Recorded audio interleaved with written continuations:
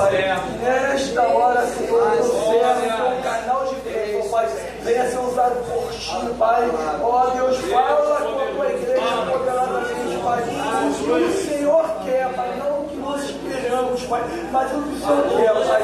Usa o Teu ungido, Pai. Dá, Senhor, dos altos céus, o entendimento da Tua palavra, para que Ele, ó Deus, venha se entender tudo aquilo que o Senhor quer e deseja para a Tua igreja, Pai. Toma tudo em Tuas mãos, Pai. Assim eu oro e assim eu te agradeço em nome de Jesus. Amém. Você pode aplaudir a Jesus mais uma vez. Vamos estar de volta a esta casa de oração. Por gentileza, Jonas capítulo 1, verso 2, desculpa, Jonas 2, verso 1. Jonas 2, verso 1. Deus abençoe a vida do nosso querido pastor presidente, pastor Reginaldo. Hoje é a quarta vez que eu estou aqui, né? É a quarta, que bom estarmos criando esse vínculo, esse relacionamento. O Everton esteve aqui, me mandou mensagem, falou: olha, estivemos lá, é uma bênção, em nome de Jesus. Que Deus abençoe a todos os pastores, amigos que aqui estão.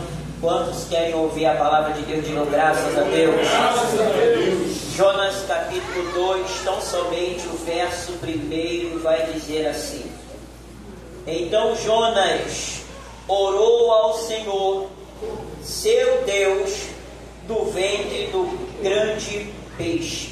Ou em outras traduções, do ventre do peixe. Vou repetir. Então Jonas orou ao Senhor, seu Deus, do ventre do grande peixe. Amém? Pode se assentar por gentileza, em nome de Jesus. Meus irmãos, bastante feliz, porque toda vez que eu chego nessa igreja sempre tem alguém contando um milagre. Vim aqui no culto do encorajamento, escutei milagre. Vim numa consagração, escutei milagre. Vim acompanhar o presbítero Everton, escutei de milagre. E hoje eu estou escutando também de um grande milagre na vida do servo do Senhor. Porque Deus é assim, Deus nos reúne para nós vivermos milagres. Queridos, o texto desta noite, eu confesso que o Senhor já palestrou comigo há mais ou menos um mês. E por diversas vezes tentei aplicar essa mensagem em alguns lugares. E sabe aquele dia que Deus tem algo exclusivo conosco, e dentro dessa exclusividade Deus permitiu que ficasse separado para a noite de hoje um tema que você, leitor da Bíblia Sagrada, você que é um seminarista, você que é participante de uma escola bíblica dominical, você que participa de uma igreja pautada na Bíblia, eu tenho a certeza que você conhece por demais aquilo que nós vamos falar. O texto que nós lemos, tão somente o verso 2 de Jonas, vai expressar uma oração feita do ventre de um peixe. É verdade que dentro da Bíblia nós só temos essa menção de alguém que está dentro do ventre de um animal, para assim poder clamar a Deus. Mas Alex, qual é a questão? Por que Jonas está dentro do ventre? Qual é a função de Jonas? O porquê que ele está nesse momento? Por que ele foi parar nesta situação? E por que Deus foi tão misericordioso para este homem? A Bíblia vai dizer que Deus, ele olha uma nação, e olhando para uma nação, ele vê que essa nação é uma nação pecaminosa. Ele percebe que essa nação é uma nação que tem uma idolatria muito grande. Não só isso, é uma nação que trucidava os seus adversários. Isso tudo vai culminar em Deus em querer agir. Deus não desejava aniquilar Nínive do papel, não. Deus desejava trazer restauração para alguém que estava pecando. Porque o amor de Deus, ele é assim, é diferente do meu, é diferente do seu. O amor de Deus, ele consegue enxergar salvação aonde tem mal. O amor de Deus, ele consegue enxergar algo que eu e você não conseguimos enxergar. Eu não sei por que Deus ele se vira para Nínive e projeta a salvação para essa nação. Mas, pastor, quem eram os ninivitas? Primeiro, os ninivitas viviam de uma adoração, entre vários diversos deuses que eles cultuavam. Eles cultuavam aquele que era denominado de Dagon. Dagon, aquele mesmo Deus dos filisteus, a qual tinha corpo de homem e corpo de peixe. A Bíblia vai dizer que não só isso, os ninivitas, eles prejudicaram a nação de Israel. E não só isso, Deus olha para os ninivitas e projeta uma salvação. E qual é o caminho da salvação? O caminho da salvação passa por um homem. E a Bíblia diz que Deus chama a Jonas, filho de Amitai. E a Bíblia diz que Deus vai dar uma direção para este homem. Eu gosto de Deus, porque em todos os momentos da nossa vida, Deus sempre vai nos dar a direção. É por isso que a Bíblia vai dizer que Deus ele não é atalho. O Cristo que nós vivemos não é atalho, ele é caminho, ele é verdade e ele é a vida. Olha, Deus levanta Jonas, eu acho impressionante. Deus, quando fala com Jonas, a Bíblia diz que Deus dá o recado, Deus dá a direção, Deus dá a missão, e Jonas projeta fugir desse grandioso chamado. E eu também entendo que o chamado de Jonas não era nada fácil assim. E por quê, pastor? Porque os ninivitas prejudicaram, como eu havia falado, a nação de Israel. Não só isso, os ninivitas, segundo as fontes históricas, vão dizer que quando eles entravam na cidade, eles arrancavam as cabeças, penduravam em estacas, arrancavam a pele das pessoas ainda vivas, expunha e dizia: nós é quem mandamos aqui. Deus então levanta Jonas, e você sabe que ele é direcionado para ir a Nínive, e a trajetória de Jonas é ir para Tarsis. Alex, qual é a questão que está envolvendo isso tudo? A questão é que Jonas, em vez de subir, direcionado por Deus, ele começa a descer de uma forma geográfica e descer de uma forma espiritual, porque geograficamente ele está no porto da Galileia, e a menção é: vai para cima, Nínive é acima. Mas quando você vai perceber, ele vai fugir para Tarsis. Tarsis é mais abaixo. Então, no momento que Jonas, ele foge de um chamado, ele foge de uma direção de Deus, ele não cresce, ele não sobe, ele começa a descer. Quem me ouve, diga graças a Deus. Escute isso para nós entrarmos no conteúdo da mensagem. A Bíblia diz que Jonas, ele tem recursos nas mãos, ele tem uma ideia, ele tem um plano. E qual é o plano? O plano é: se eu fugir para Tarsis, eu ficarei fora do projeto de Deus. Povo foi ele. Se eu descer até Tarsis, eu me esconderei de Deus. Povo foi ele. Se eu for mais abaixo, pagar, entrar num navio, sem ninguém souber da minha história, quem eu sou, para que eu fui chamado, se eu me misturar com quem estiver no navio, eu vou passar desapercebido. E eu já libero uma palavra para alguém que está aqui: não adianta se esconder. Deus sabe quem tu é, Deus sabe a tua vida, Deus sabe a tua trajetória. Quem pode dar? Jonas, lá no capítulo 1, vai dizer que ele pega o dinheiro, ele paga e freta um navio com 10 tributos E o navio, em vez de subir, ele começa a descer. A trajetória é ir para Tarsis. Quando ele vai para Tarsis, ele tem uma ideia, porque Tarsis, na verdade, era aproximadamente 3 anos de viagem. Então ele está pensando: se eu não for para Nínive, os ninivitas morrem, e daqui a 3 anos eu chego em Tarsis, e quando tiver tudo legal, eu volto para a Galileia, e acabou a história dos ninivitas, e eu vou sair tranquilo. Mas Deus é Deus, que quando chama, Ele não abre mão. Oh, glória! Deus, quando te escolheu, Deus, quando me escolheu, Ele decidiu não abrir mão de você. Oh, glória!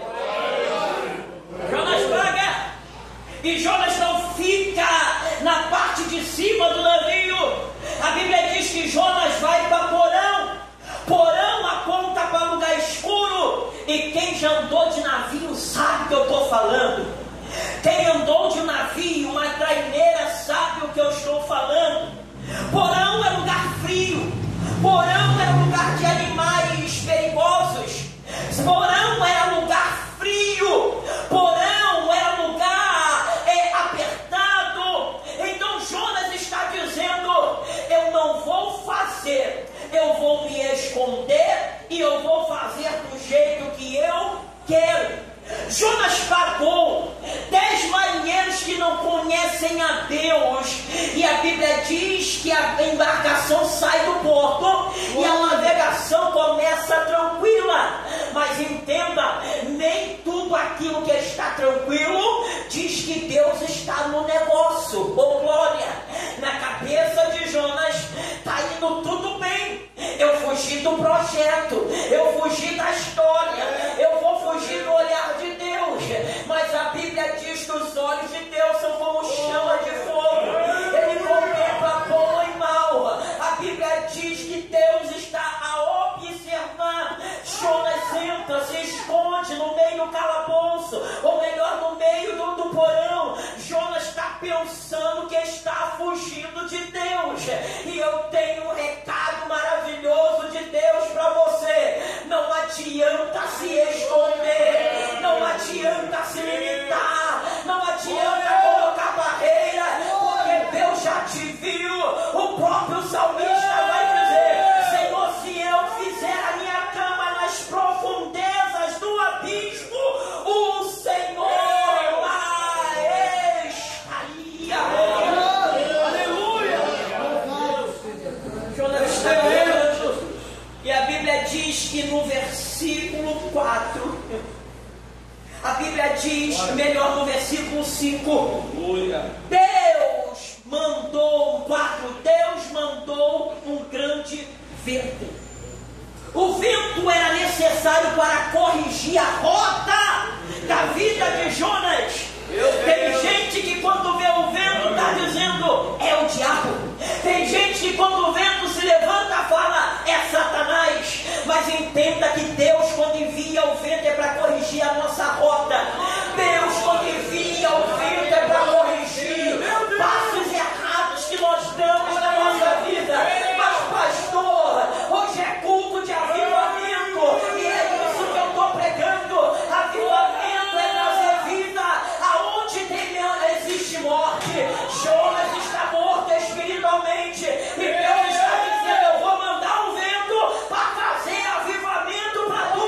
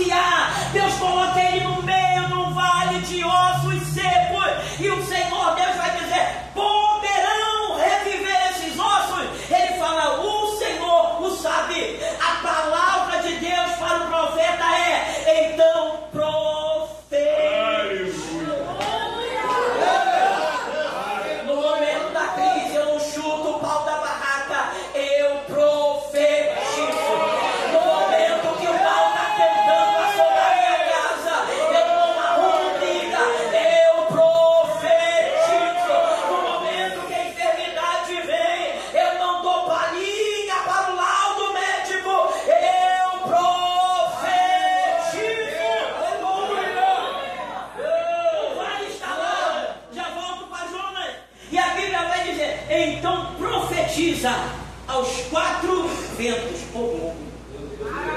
Olha! O que Deus está querendo trazer? Avivamento aonde existe morte. Vento sul, vento norte, vento leste, vento oeste. Eu só vou falar de um. O vento sul era o mesmo vento que foi direcionado para abrir o Mar Vermelho. E por quê, pastor? Porque o vento sul soprava do deserto em direção ao Egito. É por isso que você vai ver Faraó dizendo: o Senhor cercou, porque Faraó também entendia as questões do vento, das coisas naturais. Então, quando ele está vendo que eles estão cercados, o próprio vento que Deus está soprando, esse é o vento sul. Pastor, melhora para mim. O vento sul para alguém é destruição, mas quando é de Deus é para levantar alguém que está caído. Oh, glória, tem alguém que está pegando isso aqui. Para alguém que entrou caído aqui, Deus vai enviar socorro bem presente na hora, né? Busca quem pode dar. Então o vento vem para corrigir. Só que Jonas não está entendendo. Para um grande avivamento, Deus vai manifestar uma grande... Aleluia. A Bíblia diz então que Deus envia o vento e Jonas desce para as profundezas. Jonas desce para o porão do navio e a Bíblia diz que ele vai dormir um profundo sono. O problema de não buscar o avivamento é que as coisas espirituais vão trazendo sono na nossa vida. Aí a gente começa a achar que tudo é normal. Não orei hoje, é normal. Não fui para a igreja ontem, é normal. Não fui para a escola dominical, é normal.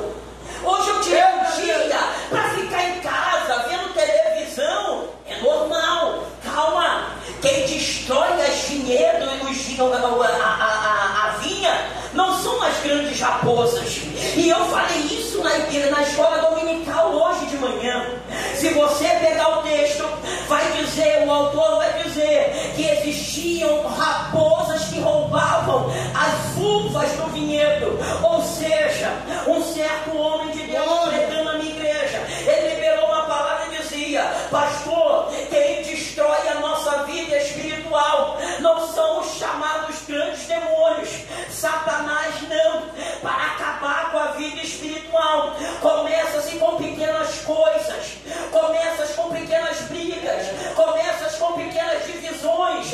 Oh meu Deus, eu vou pregar isso aqui. Começa com pequenas coisinhas que vão minando, são as pequenas raposinhas. Quem abria o caminho para o problema maior eram as pequenas raposinhas. Pastor, melhora para mim, eu não, mas a palavra ela vai dizer, porque tem coisas que estão minando a nossa vida espiritual. Nós queremos viver avivamento para falar em língua, nós queremos viver avivamento para ver anjo, para ver céu aberto, mas precisamos de avivamento para ter uma vida transformada diante de Deus.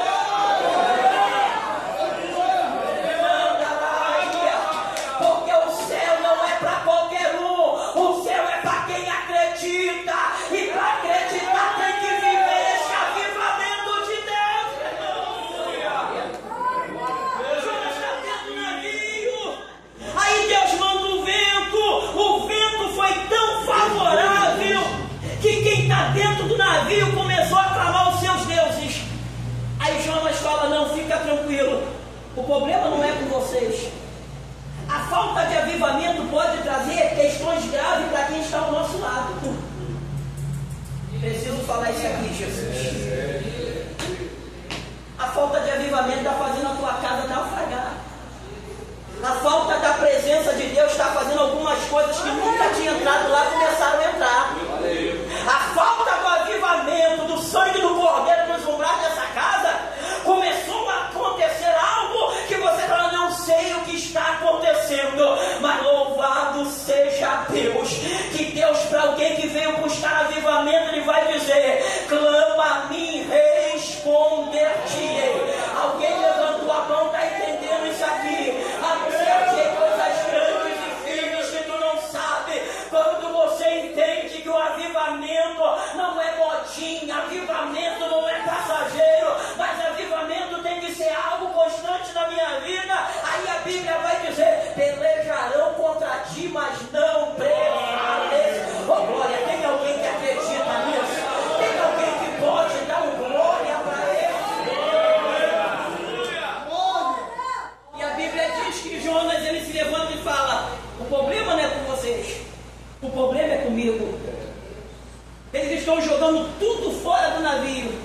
única coisa que Jonas falou: me lança também. Jonas quer acabar com a história, mas Deus ainda tem planos maravilhosos para ele. Oh, glória! Talvez você está pensando que a história acabou e Deus está dizendo: calma, eu ainda sou socorro bem presente na hora da angústia. Oh, glória! Calma, eu ainda sou poderoso para fazer infinitamente mais do que aquilo que você está pedindo ou pensando. Calma, eu sou aquele que manda no céu, na terra, debaixo da terra. Calma, eu sou o alfa, ômega, princípio e fim, sou da justiça. Calma, eu sou leão da tribo de Judá, rocha inabalável, rocha fiel, bom vivo que quer que o céu, água viva. Calma, eu sou maravilhoso, conselheiro de sorte, príncipe da paz. Calma, eu sou o Senhor que habito no alto e sublime trono, mas também habito nos quebrantados e contritos de coração. Calma, operando o Deus que impedirá. Calma, agindo Ele que impedirá. Quem pode dar glória para Ele? Abra a tua boca e dá glória. Você está pensando que a tua história acabou e Deus está dizendo: só está comigo. Pastor, eu perdi a minha fé, mas graças a Deus que tu entrou no ambiente de milagre, e no ambiente de milagre Deus nos renova. É por isso que o profeta vai dizer: Senhor, aviva a tua obra no meio dos anos, a faça conhecida, e na ira lembra da misericórdia. É no meio dessa trajetória que Deus quer avivar você novamente. Jonas está pensando: se me jogar no mar, eu morro e a história acaba. Aí lá vem Deus, que é poderoso para fazer infinitamente mais. Levantou que mandaraia. Deus dá uma ordem no peixe, dizendo: profeta meu não vai morrer desse jeito. Orebandaraia, quem eu tenho chamado não vai morrer desse jeito. Ei, entenda-se, se Jonas desobedece, tem um grande peixe que obedece. A terra ouve a voz do nosso Deus. Oh, aleluia! Eu sinto Deus aqui, meu irmão, porque se o homem desobedece, a natureza proclama a glória de Deus. Levanta a raia. Irmão, e pensa que talvez a tua história acabou, mas Deus está enviando e qual era o socorro de Jonas? Talvez alguém poderia dizer: vem no outro barco e pega. Não, Deus não trabalha com coisas naturais naquilo que é espiritual. O problema é que a gente está querendo normalizar o que é espiritual e o que é natural, e não vai ser. Deus dá ordem ao peixe, o peixe consegue tragar. A Bíblia diz que quando o peixe traga, aí vem a mensagem que nós lemos: e Jonas orou ao Senhor. Ele mandará. Jonas orou ao Senhor, seu Deus, no ventre do peixe. Aleluia!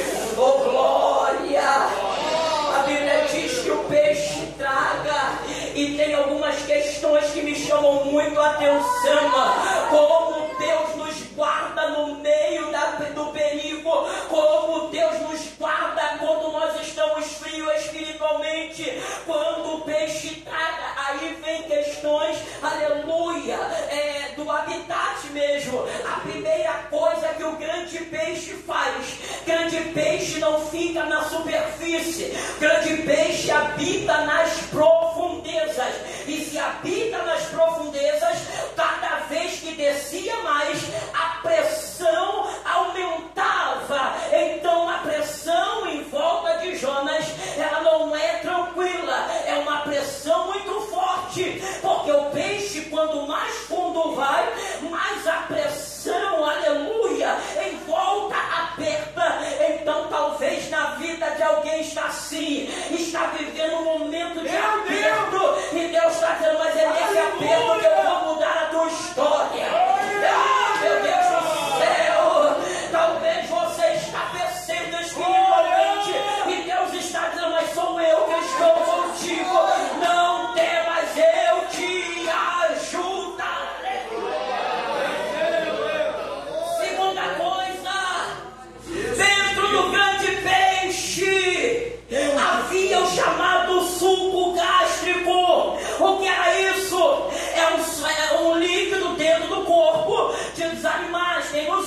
para quê, pastor? Para triturar os alimentos. Quantos dias Jonas fica dentro do peixe? 3 dias. E 3 dias nem suco gástrico conseguiu acabar com a história do profeta. Ai, meu Deus do céu! Pega na mão de alguém, levanta a mão dele e profetiza. Nada vai acabar com a tua história. Esse problema não acaba com a tua história. Essa pressão não acaba com a tua história. Quem acredita, levanta a mão pro alto e dá glória para ele. Terceira coisa, dentro de um grande peixe existe mau cheiro. Porque quem sai da presença de Deus, as coisas começam a... Meu Deus! Quarta coisa, dentro do grande peixe, além da pressão, além do mau cheiro, além do suco gástrico, o lugar é apertado. Porque o caminho para Deus, ele é apertado. Aí foi nesse momento que Jonas entendeu. 3 dias, 3 noites, assim como o eterno Salvador. 3 dias, 3 noites.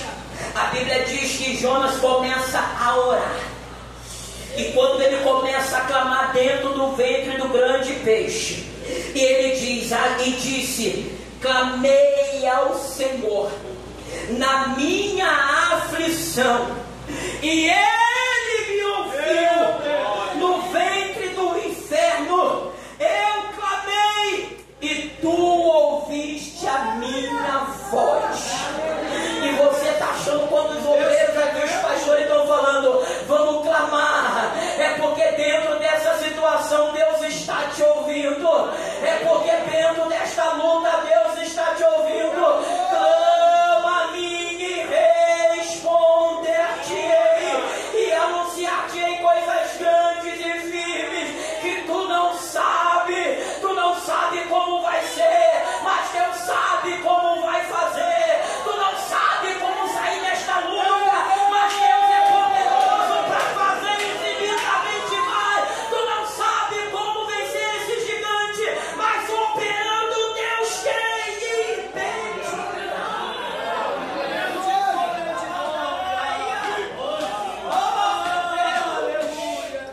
A Bíblia diz que Deus ouve a Jonas. Deus está ouvindo você nesta noite, minha irmã. Você que entrou aqui fraco espiritualmente, precisando do avivamento, Deus está ouvindo você. Pastor, quando eu cantava, eu orava, eu pregava, eu louvava, eu administrava, eu era professor, eu era da mesa, eu buscava mais, eu clamava mais. Aí Deus vai liberar uma palavra para você, porque a tua história não acaba aqui. Ele vai dizer: eu me esqueço para as coisas que para trás ficam, e eu prossigo para o alvo. Alguém levantou a mão aqui é porque pegou. Nós temos que caminhar para o alvo. O alvo é Cristo. É por isso que o salmista, para alguém que vem buscar avivamento, ele vai dizer: aleluia, eu elevo meus olhos para o monte, de onde me virá o socorro. O meu socorro vem do Senhor que fez os céus e a terra. O teu socorro não vem de homem, o teu socorro não vem de gerente, o teu socorro não é o teu cartão de crédito, mas o teu socorro se chama Jesus. Oh, glória! Quem pode declarar: o meu socorro vem dele, ele é o meu refúgio, ele é a minha fortaleza.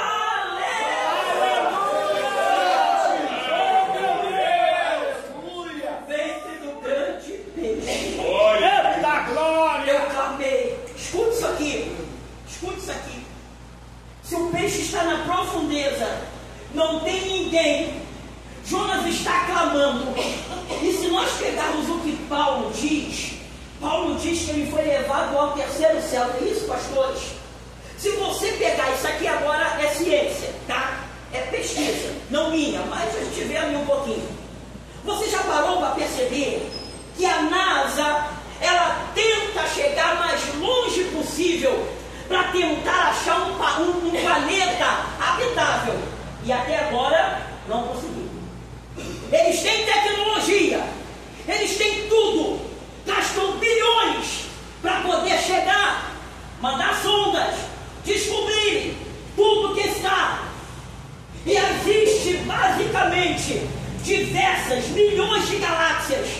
E olha Deus dizendo, enquanto ele está clamando no ventre do grande peixe, a oração dele chega aonde a NASA, com tecnologia, nunca vai chegar. A oração dele nas profundezas do abismo está chegando no lugar. Alguém que diz que ele conhece cada estrela e chama pelo seu nome. Existem aproximadamente contadas 10 sextilhões de estrelas. Eu não sei não quanto é isso, mas a Bíblia vai dizer que quando o justo clama, o Senhor ele ouve. Aquilo que a NASA com a tecnologia não consegue, e hoje o teu joelho no chão, boca no pó, você vai acessar o coração do Deus. Isso me alegra, porque tem gente que está achando que a tua história acabou, e ele está dizendo, eu, o Senhor, habito no alto e sublime trono, aonde Paulo disse que não foi digno nem de falar, aonde a NASA pensa que chega e nunca chega. A oração aqui hoje, na Comendador Teles, número 2804A, no Ministério Proclama e Maranata. Se você crê, você verá a glória de Deus. Quem pode glorificar? É por isso que a nossa história não acabou. Porque quando pensam, acabou a fé daquela mulher, acabou a história daquele homem. Mas se ele clamar a Deus, se ele buscar ao Senhor, o avivamento vem.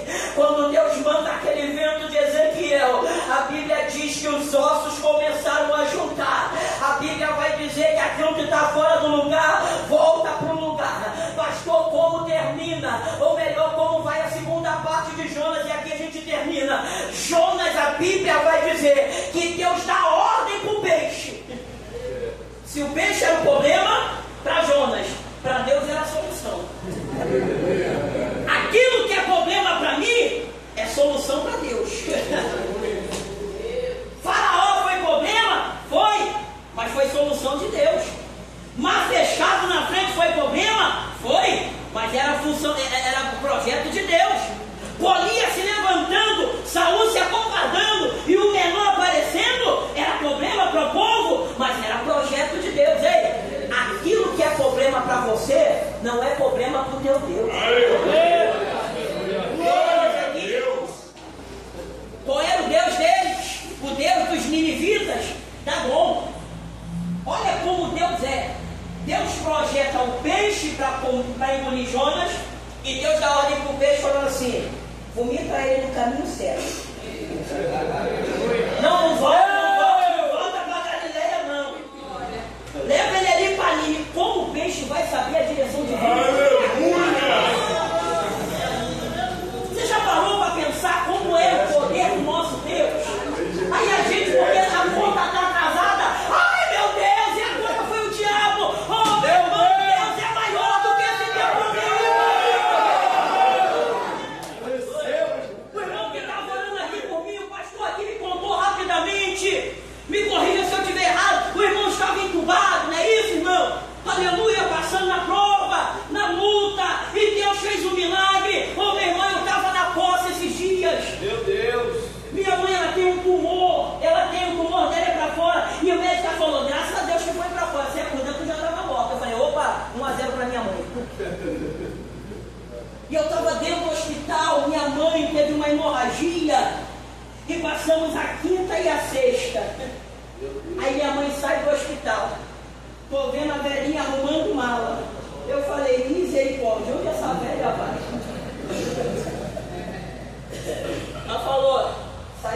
de tal da posse. Estou indo para Maricá, para a praia. Eu falei, como é que pode? E o sangramento? Estampou. Porque eu estava do lado dela, ela falou, estampou. Aí ela me manda áudio hoje e falou, filho, não estou mais em Maricá não. Eu falei, a velha já está voltando. Ela falou, não, estou indo para Arraial do Cabo. Me mandou foto. Ou seja, operando Deus. Aquilo que é problema para mim é solução de Deus. Aleluia. Qual era o Deus deles? Dagon. Qual era a função de Dagon? Qual era o corpo de Dagon? Corpo de homem e corpo de peixe. Quando Jonas é lançado em Nínive, ele tem o quê? A figura de um Deus Dagon. Ele tem corpo de homem, mas ele cheira a peixe. Quem olhou falou, é recado de Deus para a minha vida. Só que quando Jonas abre a boca, não vai falar de Maria, não vai falar de Antônio, não vai falar de Dagon, não vai falar de Astarote, não vai falar de Nirod, ele vai apontar o Deus Todo-Poderoso. E aqui eu finalizo. Deus vai te colocar no caminho, mas você não dá glória ao homem, começa a dar glória ao teu Deus que te deu aqui. Deus vai te dar avivamento, mas não dá glória para quem orou por você, dá glória para o Deus que te chamou e fez. Aleluia. Se coloque de pé para eu passar o microfone para o pastor. E Jonas, no ventre do grande peixe, clamou ao Senhor, seu Deus. Aleluia. Posso clamar mais uma vez? Meu Deus. Eu queria clamar com você nesta noite. Eu queria que você orasse, nós orássemos juntos mais uma vez, porque eu creio no poder da oração para trazer avivamento para a tua vida. Você que precisa de avivamento, coloque a mão no seu coração. E você vai clamar a Deus como se você tivesse cercado como Jonas estava. E nós vamos orar em 10 rapidamente. E eu quero que você feche seus olhos e você comece a clamar a Deus. Quem sabe você hoje é um Jonas que está nessa situação. Tomou caminhos errados, permitiu que a beleza chegasse. Mas operando Deus, quem impedirá? Começa a clamar a Deus. Abra a tua boca e começa a clamar a Deus. Abra a tua boca e vai dando glória a Deus. Abra a tua boca e vai glorificando a Deus. A Bíblia diz que estavam reunidos naquele dia 120 almas e de repente veio sobre eles uma unção poderosa, línguas repartidas como de fogo. Quem sabe hoje é o dia que Deus quer te renovar. Senhor, eu quero louvar ao teu nome, eu quero glorificar a ti. Diversas orações nós fizemos, mas eu clamo, aviva, Senhor, a tua obra, aviva esse coração cansado, aviva, Senhor, esta mente, aviva esta vida, assim como o Senhor fizeste com Jonas, nos coloca no caminho da verdade, nos coloca no caminho que vai